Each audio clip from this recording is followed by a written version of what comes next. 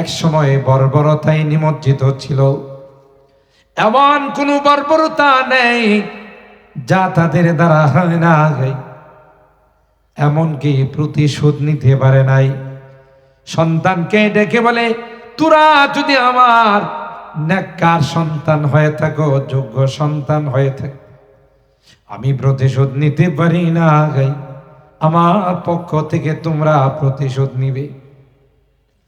প্রতিশোধের আগুন জ্বালিয়ে রাখত, মূর্তি দেবতার সামনে মাথা নত করে প্রণাম প্রণাম করত।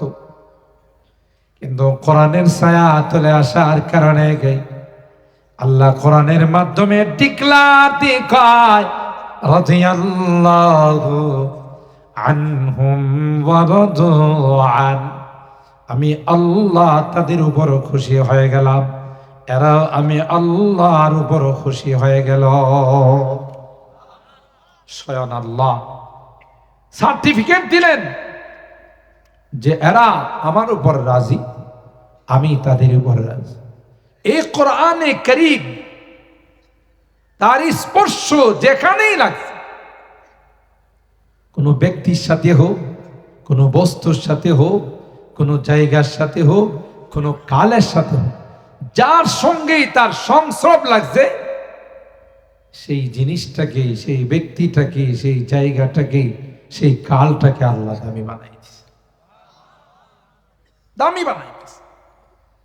রমাদানুল মুবারক সবচেয়ে মর্যাদাওয়ালা মাস কেন? কোরআন এই মাসে নাযিল হয়েছে।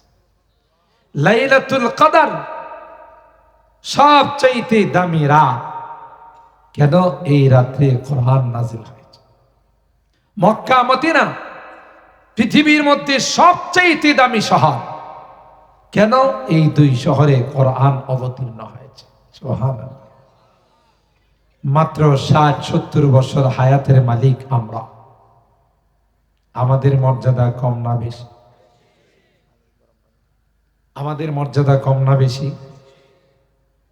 অথচ হাজার হাজার বছর হায়াত পেয়েছেন আগেকার নবীর উম্মতেরা, তাদেরকে আল্লাহ শ্রেষ্ঠত্বের মর্যাদা দেন, ঠিক কিনা বলেন? শ্রেষ্ঠত্বের মর্যাদা দিয়েছেন আমাদের আল্লাহ রাব্বুল আলামিন। এই অল্প বয়স, আমাদের অল্প হায়াত, কিন্তু শ্রেষ্ঠত্বের মর্যাদা আমাদেরকে দিয়েছেন একমাত্র, কেবলমাত্র, শুধুমাত্র কোরআনের বরকত। সুবহানাল্লাহ। আল্লাহ যে হাফিজে কোরআনের সিনায় আল্লাহ কোরআন সংরক্ষণ করেছেন, তার মর্যাদা কম না বেশি? আল্লাহর হাবিব বলেন, মান ক্বারাআল কুরআনা ওয়া আমিলা বিমা ফীহি উলবিসা ওয়ালিদাহু তাজাই ইয়াউমাল কিয়ামা দাউহু আহসানু মিন দাউইশ শামস লাউ কানাত ফি বুয়ুতিকুম ফামা যান্নুকুম বিল্লাযী আমিলা বিহাদা। কিয়ামতের কঠিন ময়দানে বিশাল সেমিনার করে স্বয়ং আল্লাহ তার সভাপতি হবেন। মাহফিলটা কি এই বাদামের মাহফিল থেকে ছোট না বড়? জোরে কান।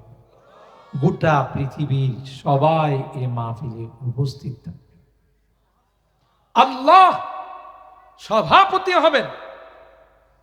তোমার সাউন্ডটা ভিতরে আর একটু ক্লিয়ার করো, বাইরে কিন্তু অনেক আওয়াজ, ভিতরে আওয়াজটা ক্লিয়ার। প্রধান অতিথি হবে, চিফ গেস্ট, আমার আপনার নবী, বিশ্ব নবী, রহমতে আলম হযরত মুহাম্মদুর রাসূলুল্লাহ সাল্লাল্লাহু আলাইহি ওয়াসাল্লাম। দাউদ নবীকে ওই দিন তার উপর নাজিল করা জবুর কিতাব তিলাওয়াত করে শোনানোর জন্য আহ্বান করা। আল্লাহ তাকে এমন একটি কণ্ঠ দিয়েছিলেন, যে কণ্ঠটাই ছিল, কমাই দিছ না কে, যেই কণ্ঠটাই ছিল তার জন্য মুজিজা। তখনকার যুগটা ছিল শিল্পীদের যুগ, কণ্ঠ শিল্পী যারা, গায়ক গায়িকা যারা, তাদের যুগ ছিল। কে কার চাইতে সুন্দর করে গান গাইতে। আল্লাহ হযরতে দাউদ আলাইহিস সালামকে এমন একটা কণ্ঠ দিলেন, যে কণ্ঠ শিল্পীরা শোনার পর বলতে বাধ্য হলো এটা কোনো মানব রচিত কণ্ঠ নয়। সুবহানাল্লাহ, এটা আল্লাহ প্রদত্ত কণ্ঠ। জীবনে কত গান আমরা গাইলাম, এইভাবে সমুদ্রের মাছগুলো এসে জমা হয়ে আনন্দে ফুর্তিতে লাফালাফি করতে কখনো দেখিনি। জঙ্গলের পশুগুলো মাথা নাড়া দিয়ে সমর্থন জানায়, আকাশের পাখিগুলো পাখা নাড়া দিয়ে সমর্থন জানায়। তাদের বুঝতে বাকি নাই এটা কোনো মানব প্রদত্ত কণ্ঠ নয়, এটা আল্লাহ প্রদত্ত কণ্ঠ। হযরত দাউদকে আল্লাহ বলবেন, এ দাউদ, তোমার কথা আবার হাবিবের উম্মত বয়ানের মধ্যে শুনছি। দাউদ পয়গম্বর আসরে গে তোমার জবানে কোরআন তিলাওয়াত করে, তোমার জবানে তোমার উপর নাজিল করা কিতাব তিলাওয়াত করে শোনাই দাও। ওই কঠিন দিনে বিশাল সেমিনারে আল্লাহ পাক বলবেন, হাফিজে কোরআনের মা, হাফিজে কোরআনের বাবা, আল্লাহ বলবেন আসরে গে আমি আল্লাহ তোমাদের মাথায় নূরের মুকুট পরাই দেব। তার আলোটা এমন হবে, সূর্যটা যদি কাহারো ঘরের মধ্যে প্রবেশ করে, এই সূর্যের আলোটা যে পরিমাণ হবে, হাফেজে কোরআনের মা বাবার মাথার মুকুটের আলোটা তার চাইতেও অনেক বেশি হবে। আল্লাহর হাবিব বলেন, যদি তাই হয় ওই হাফেজে কোরআনের মর্যাদা কি হবে? হাফেজকে আল্লাহ ডাক দিয়া বলবে, এ হাফেজ, কষ্ট করে 30 পারা কোরআন তোমার মধ্যে সংরক্ষণ করেছিলে, দুনিয়ার মানুষ তোমাকে মর্যাদা দিতে জানে নাই। 300-400 রাষ্ট্রকে পিছনে ফেলে বাংলাদেশের সম্মানকে তুমি উজ্জ্বল করেছিলে, কিন্তু তোমার রাষ্ট্র তোমাকে সেই রকম ভাবে সম্মান দিতে জানে নাই। ঠিক কিনা বলে? 2 লাখ নাম কেউ আসতে, তাও বড় কোনো উপরস্থ কর্মকর্তা না আইসা সাধারণ কোনো আমলারে পাঠায় এয়ারপোর্টের মধ্যে সম্বর্ধনা জানাইছে, কথা কয় না। অথচ গোটা বিশ্ব জানে যে বাংলাদেশের হাফেজ যে কম্পিটিশনে যায়, যে প্রতিযোগিতায় যায়, অন্য কোন দেশের হাফেজ সেখানে সিরিয়ালের আশা করতে পারে না। গোটা বিশ্ব জানে। আজকে কোরআনের দেশ হিসাবে আমার এই দেশকে পৃথিবীর মানুষ চিনে, এই কোরআনের চর্চা আমার দেশে বেশি হচ্ছে বলেই বিশাল বিশাল বিপদ থেকে আমার দেশকে আল্লাহ রক্ষা করতেছে। ভূমিকম্প মাঝে মধ্যে আসে, শুধু ঝাঁকুনি দিয়ে চলে যা, অ্যাকশনে যায় না, ঠিক না? যদি কোনো কারণে রিক্টার স্কেলে 7.8 মাত্রার ভূমিকম্প হয়ে যায়, গোটা ঢাকা সহ টঙ্গী গাজীপুর বিরান হয়ে যাবে, কথা বলেন ঠিক কেন? কিন্তু ভূমিকম্প নাড়া দিয়ে ঝাঁকুনি দিয়ে চলে যায় আর বলে তোমাদেরকে মারলাম না, ভূমিকম্প দিয়ে তোমাদেরকে ধ্বংস করলাম না, একমাত্র কারণ হলো ওই হাফেজে কোরআনদের তিলাওয়াত, তাদের তিলাওয়াতের কারণ। কারণ তোমরা যখন ঘুমাও তখন এরা জাগ্রত হয়ে আল্লাহর কালাম তিলাওয়াত করে। সুবহান। করোনা আসছিল, গোটা বিশ্বকে যেইভাবে করোনা লন্ডভন্ড করেছে, সেই তুলনায় বাংলাদেশের কিছুই হয় না। ঠিক কিনা বলেন? এটাও কোরআনের মাদ্রাসার বরকতে, ঠিক কিনা? সম্মানিত সুধী, সংক্ষেপে বলে যায়, পৃথিবীর মধ্যে যেমন যারা পাওয়ারফুল, ক্ষমতাধর ব্যক্তি, তাদের সাথে কোনো না কোনো ভাবে আমরা সম্পর্ক রাখতে চাই।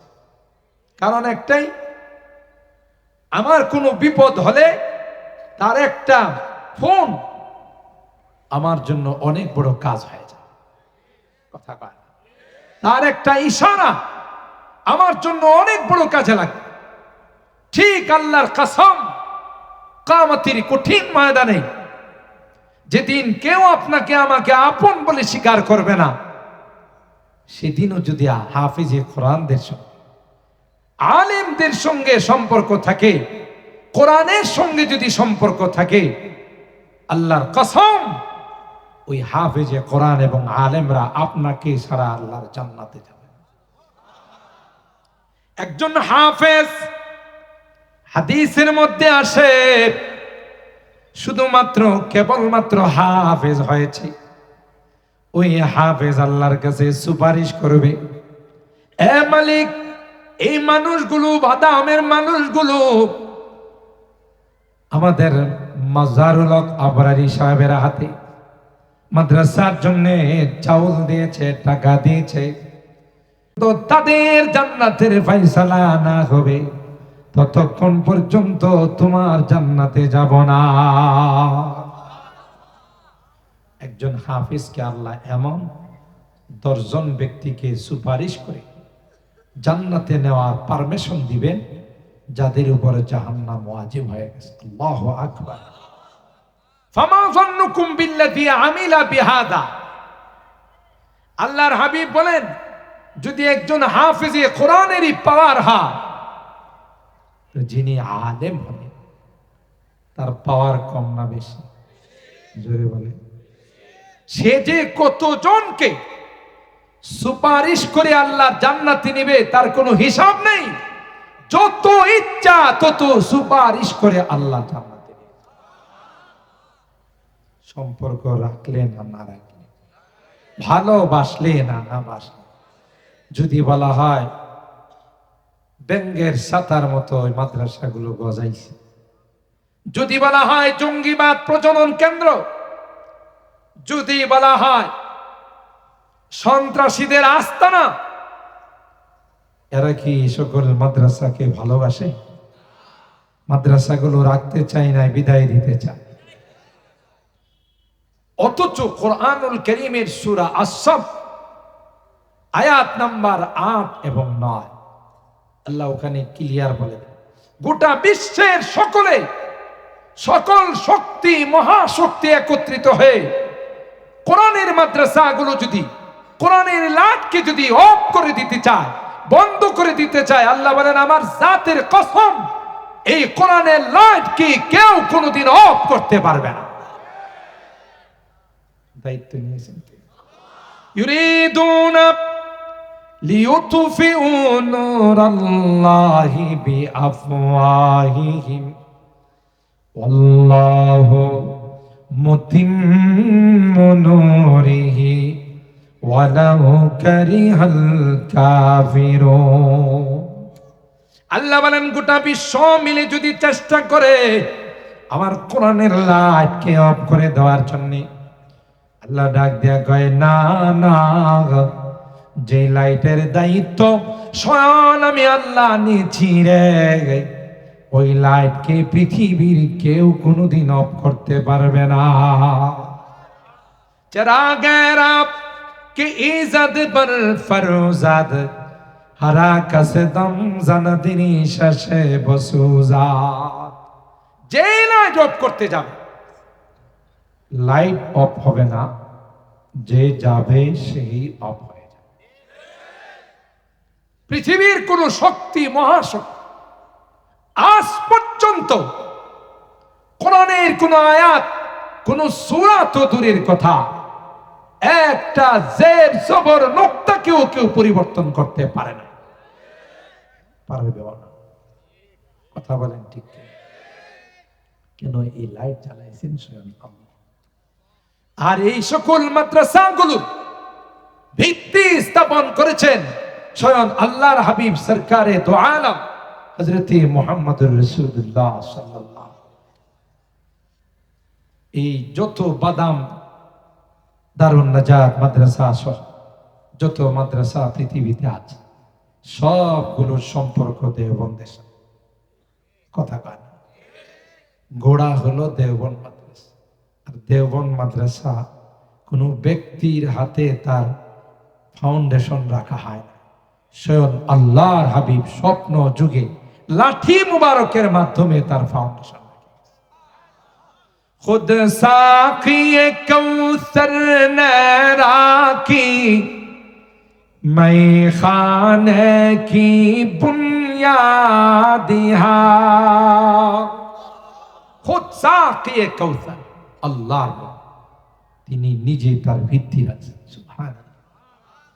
खुद साक़िए कौसर ने राखी, मैं खाने की बुनियाद तारीख मुरातब करती है, तारीख मुरातब करती है, दीवानों की रहोदादिहाई,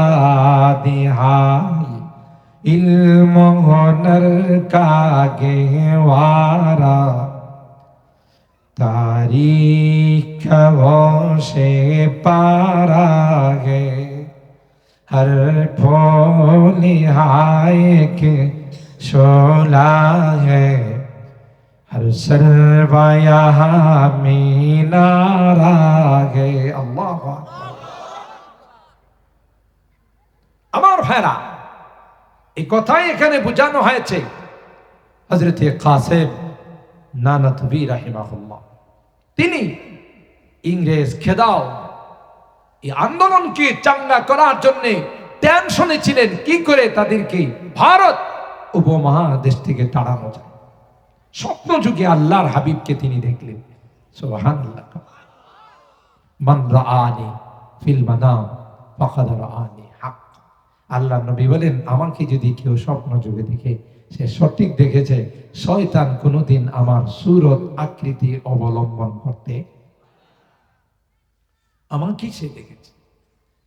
আল্লাহর হাবিব হযরত কাসেম নানতুবিকে ডাক দিয়া কয়, কাসেম, টেনশনের কোনো কারণ নাই, আমার সঙ্গে আসো রে, আমি স্বয়ং লাঠি মোবারক দিয়ে দাগ দিয়ে যাচ্ছি। সুবহানাল্লাহ।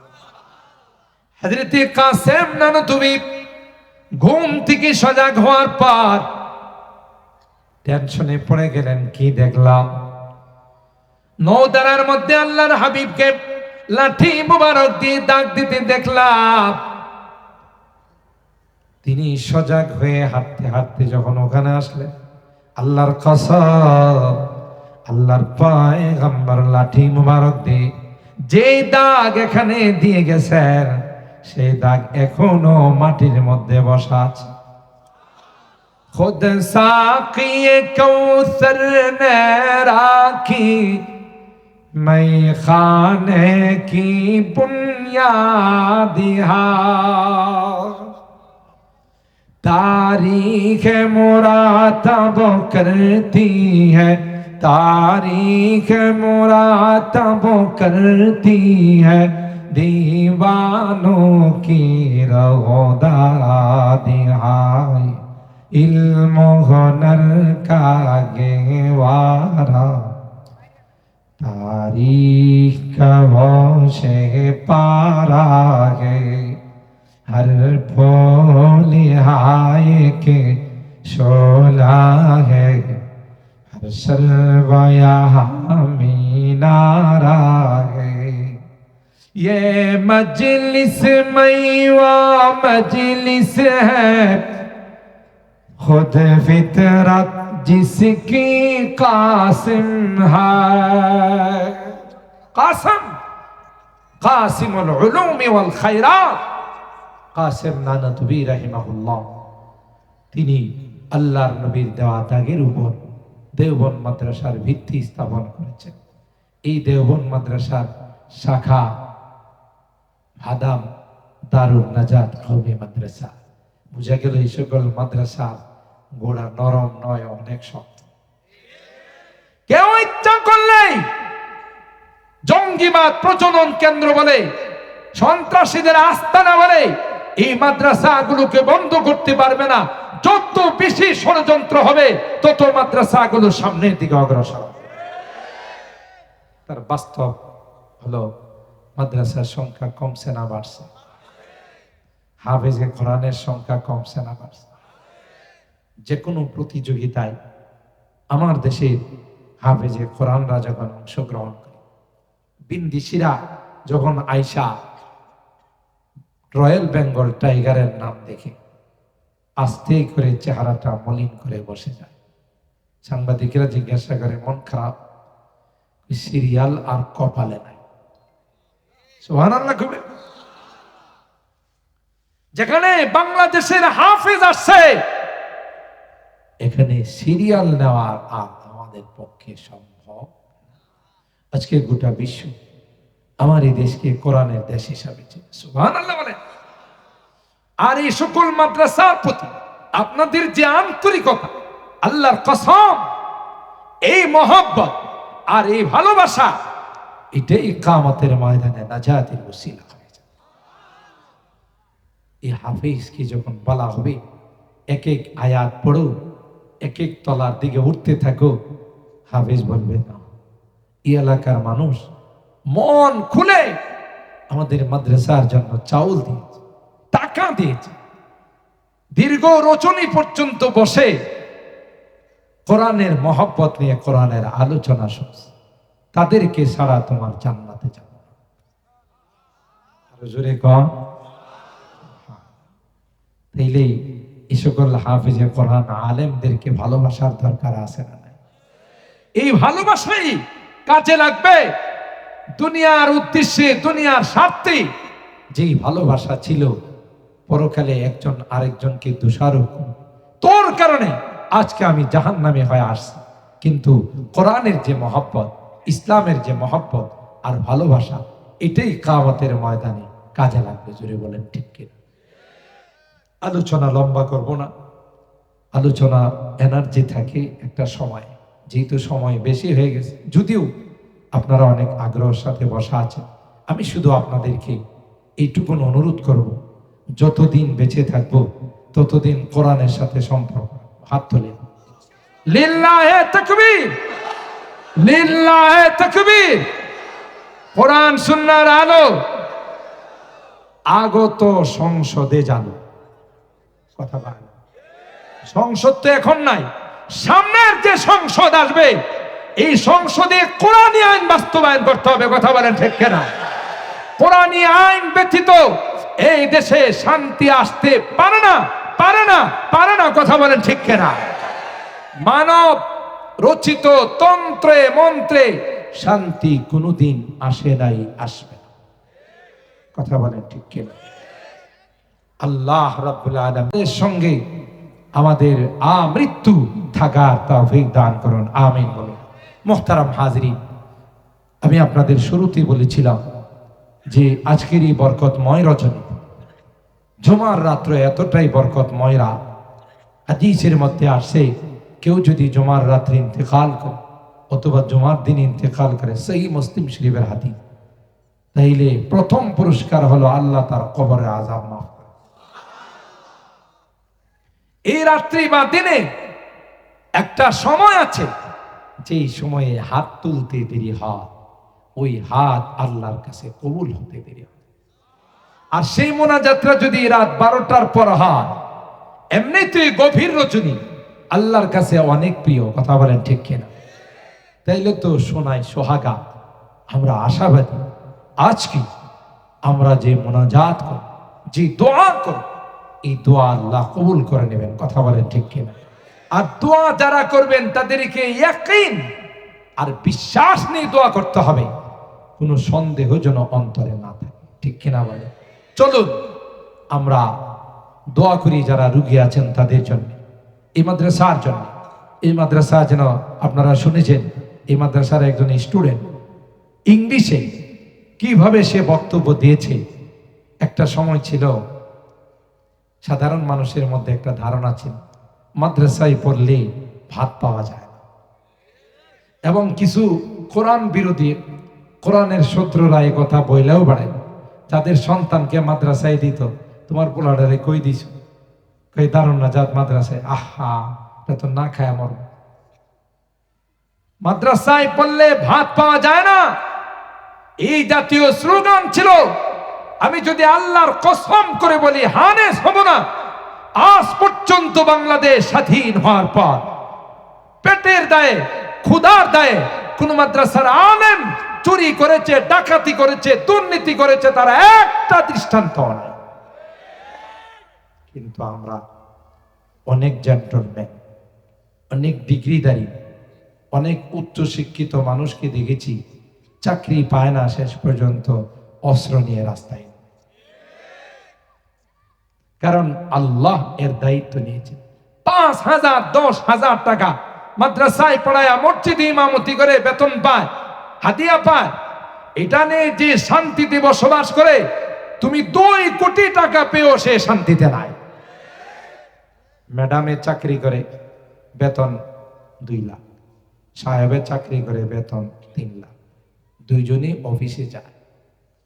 একজনের আসতে দেরি হলে আরেকজন জিজ্ঞাসা করে লেট হলো কেন? কই রাস্তায় জ্যাম ছিল। কই জানি তো, এটা গাড়ি ঘোড়ার জ্যাম না, এটা মানুষের জ্যাম। কথা সাহেব আসতে দেরি করলে ম্যাডাম জিজ্ঞাসা, আজকে দেরি হলো কেন? কই রাস্তায় প্রচুর জ্যাম ছিল। কই এটা নাইট ক্লাবের জ্যাম। একজনে আরেকজনকে সন্দেহ করে, মুখের কথা যখন শেষ হয়ে যায় এরপরে হাতে শুরু হয়। কথা বলেন ঠিক কিনা? কিলাকিলির অনুষ্ঠান শুরু হয়। কথা বলেন ঠিক কিনা? শান্তি নেই। শান্তি আল্লাহ রেখে দিয়েছেন কোরআন সুন্নাহর মধ্যে, শান্তি রেখে দিয়েছেন ইসলামের মধ্যে। কথা বলেন ঠিক কিনা? টাকা পয়সার মধ্যে শান্তি নেই। 10, 15, 20 হাজার টাকা বেতন পায়, এটাতে আল্লাহ এত শান্তি দেন। শাক শুটকি, আলু ভর্তা, ডাল দিয়ে খায়, বড় শান্তির জিন্দেগি বসন করে। কথা বলেন। এই জন্য আল্লাহ পাক রব্বুল আলামিন এই কোরআনের মধ্যে শান্তি রেখেছেন, মানব জাতি কল্যাণ রেখেছেন। যতদিন পর্যন্ত কোরআনী বিধান আল্লাহর জমিনে কায়েম না হয়, ততদিন শান্তি চেহারা দেন। আপনারা যেভাবেই নেন, আফগানিস্তানের দিকে তাকান। কথা বল, বিশ্বের একমাত্র, কেবলমাত্র, শুধুমাত্র একটাই রাষ্ট্র, যেই রাষ্ট্র ইমারতে ইসলামিয়া, ইসলামী হুকুমত মানো চলে। আজকে গোটা বিশ্বের জন্য তারা মডেল। রাত্রে 1টা 2টা 3টা একটা যুবতী নারী যদি রাস্তায় দিয়ে হেঁটে যায়, তাকে কেউ উত্তক্ত করবে দূরের কথা, তার দিকে তাকানোর সাহস নেই। কোনো চুরি নেই, কোনো ডাকাতি নেই। বাজেট বারবার পদ্মা সেতুর জন্য পরিবর্তন করতে হয় না। কথা বলেন ঠিক কিনা? কোনো দুর্নীতি নেই।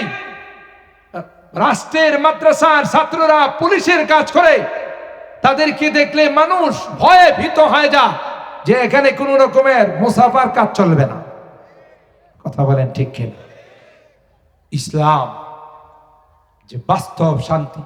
একটা সময় বড় বড় সুপার পাওয়ার রাষ্ট্রগুলো তারা স্লোগান দিয়েছিল যে আরে এরা তো না খায়া মরবে। আজকে তাদের থেকে আধুনিক প্রযুক্তি শিক্ষা করার জন্য আফগানে উপস্থিত হয়। বিশাল বিশাল মেগা প্রজেক্ট হাতে নেই, যা বাজেট করা হয় তার কমে সেটাকে শেষ করে দেওয়া হয়। রামগো দেশে বাজেট করলে তো এক বাজেটই চলে। কতবার যে বাজেট পাল্টানো হয় তার কোনো হিসাব নাই। কারণ একটাই, ইসলাম নেই, আল্লাহর ভয় নেই। আল্লাহ কোরআনে কারীমের মধ্যে এমন কোনো বিষয় নাই যে বিষয়ের সমাধান দেন নাই।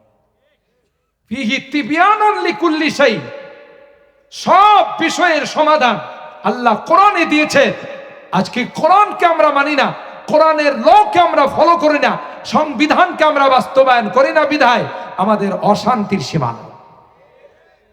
পরিষ্কার কথা, 95% মুসলমানের দেশে কেউ যদি স্পর্ধা দেখা, এই দেশে যদি তার মিশনকে বাস্তবায়ন করতে চায়, যেমন ইসকন তাদের হিন্দুত্বের মিশনকে বাস্তবায়ন করতে চায়, পরিষ্কার ভাষায় বলে দিতে চাচ্ছি, যদি তোমাদের এই মিশন চলতে থাকে, একটাকেও দেশে থাকতে দেওয়া হবে না।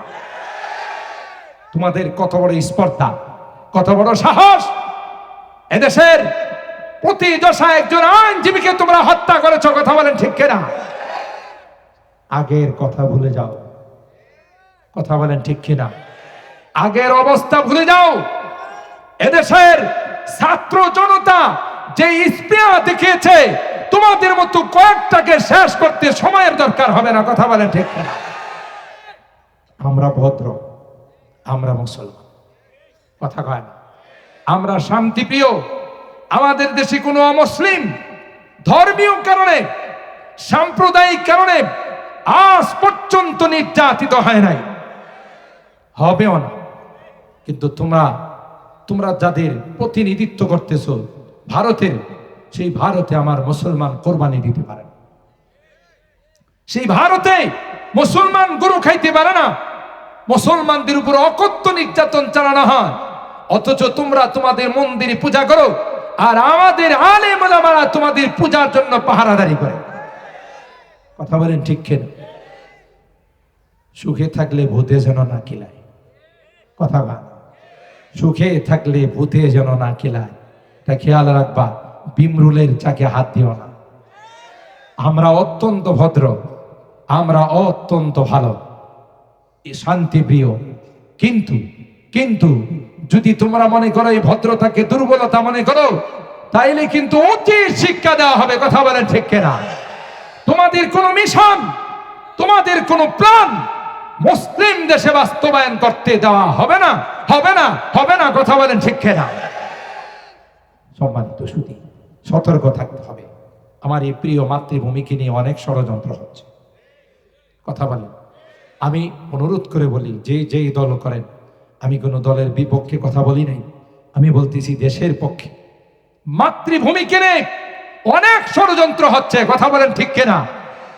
কিন্তু এরা জানে না এদেশের মানুষ মাতৃভূমির জন্য জান দিতে পারে, ইসলামের জন্য জান দিতে পারে, কোরআনের জন্য শাহাদত বরণ করতে পারে, নবীর জন্য রক্ত ঝরাইতে পারে, কথা বলেন ঠিক কিনা?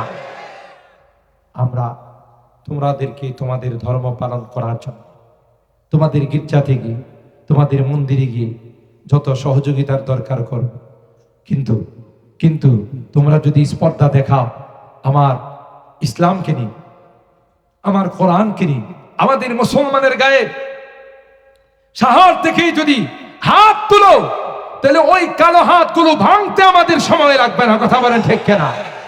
মুহাম্মাদুর রাসূলুল্লাহ ওয়াল্লাযীনা মাআহু আশিদ্দাউ আলাল কুফার রুহামাউ বাইনাহুম, আল্লাহর নবীর সাহাবীদের বৈশিষ্ট্য আল্লাহ বর্ণনা করেন, এরা যেমন নরম, যেমন ভদ্র, এরা আবার ইস্পাত কঠিন লৌহ মানব, ঠিক না বে ঠিক? তাই আজকের এই বিশাল সমাবেশ থেকে ইসকনের সদস্যদেরকে আমরা হুঁশিয়ার করে দিতে চাই, আবার যদি তোমাদের প্রভুদের এজেন্ডায় মুসলিম রাষ্ট্রে বাস্তবায়ন করতে যাও, তাহলে মনে রাখবে তোমাদের একজনের লাশ নিয়ে যাইতে পারবে না, কথা বলেন ঠিক? কারণ এটা আমাদের মুসলিম রাষ্ট্র। তোমার গির্জাতে গিয়ে, তোমার মন্দিরে গিয়ে তুমি যা মনে চাই তা করো, সহযোগিতা করো। আমার ইসলামকে নিয়ে, আমার মুসলমানদেরকে তুমি প্রসাদ খাওয়াবে তোমার মূর্তি আর দেবতার নামে, আমার মুসলিম কুচিকাচা বাচ্চাদেরকে তুমি মন্দিরের মূর্তির কথা শিখাবে, তা তোমাকে সাহস দেওয়া হবে না, কথা বলেন ঠিক কিনা? সম্মানিত সুধী, তাই শেষ মেসেজ আপনাদেরকে দিয়ে যাচ্ছি, সতর্ক থাকতে হবে। কোনো অবস্থাতে আমাদের এই অর্জনকে যেন নস্যাৎ করা না যায়, কথা বলেন ঠিক কিনা? ভবিষ্যতে যারাই রাষ্ট্রীয় ক্ষমতা আসবে, এরা দুর্নীতিবাজ হতে পারবে না, কথা বলেন ঠিক কিনা? জনগণের টাকা পয়সা লুটপাট করতে পারবে না, মানুষের উপর জুলুম করতে পারবে না, ঠিক না বেঠিক? আমরা এই জাতীয় শান্তিপ্রিয় দেশপ্রিয় যারা হবে তাদেরকে আমরা নির্বাচিত, কথা বলেন ঠিক কিনা? এরাই জনপ্রতিনিধিত্বে আসবে, যারা মুসলিম মসজিদ মাদ্রাসা আলেম ওলামা ইসলামের পক্ষে কাজ করবে। বিপক্ষে করলে তাদের পরিণতি তার চেয়ে আরো ভয়াবহ হবে, কথা বলেন ঠিক কিনা? আল্লাহ আমাদের বুঝার তৌফিক দান করুন। আল্লাহ আমাদের এই মাজমাকে কবুল করুন।